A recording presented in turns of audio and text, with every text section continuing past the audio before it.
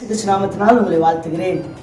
அநேக காரியத்தில் பிரயாசப்பட்டு தோல்வியை மாத்திரம் சந்தித்துக் கொண்டிருக்கிற ஒரு மனிதர்களாய், இதை பார்த்து கொண்டிருக்கிற ஒரு மனிதர்களாய் நீங்கள் இருக்கக்கூடுமானால், வேதத்தில் ரொம்ப அழகான ஒரு சம்பவம் இருக்கு. முழுவதுமாக பிரயாசப்பட்டு ஒன்றும் அவர்களுக்கு அகப்படாமல் தோல்வியை சந்தித்து எல்லாவற்றையும் வலைகளை நல்லா அலசி எல்லாவற்றையும் ஓரமா வச்சுட்டு கரை ஓரமா வந்து உட்காந்துட்டாங்க.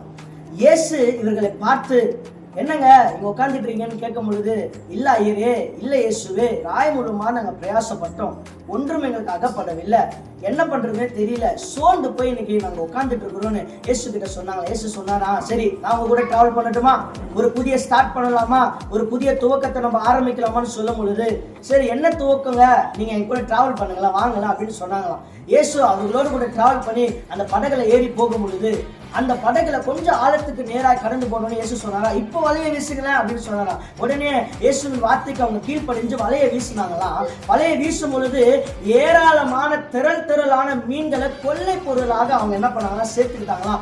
ஆசீர்வாதத்தை கொள்ளை பொருளாக சேர்த்துக்கிட்டாங்களாம். அது போலங்க இன்னைக்கு உங்களோட வாழ்க்கையில தோத்து போய் வெற்றி இல்லாம தோல்வியை சந்தித்து வேலை வாய்ப்புல, உங்களுடைய குடும்ப காரியத்துல, உங்களுடைய திருமண காரியத்துல, உங்க பிள்ளை பெறுகிற காரியத்துல, அது மாத்திரம் உங்களுடைய எல்லா விதமான மருத்துவத்தின் செலவுகளை செலவு பண்ணி எல்லா நோய் நொடியில் அகப்பட்டு ஒன்றுக்குமே பிரோஜனம் இல்லாம தோல்வியை மாத்திரம் சந்தித்துக் கொண்டுதான் இயேசுகளை பார்த்து கேட்கிறாரு, நான் டிராவல் பண்ணட்டுமா, நான் கூட வரட்டுமா.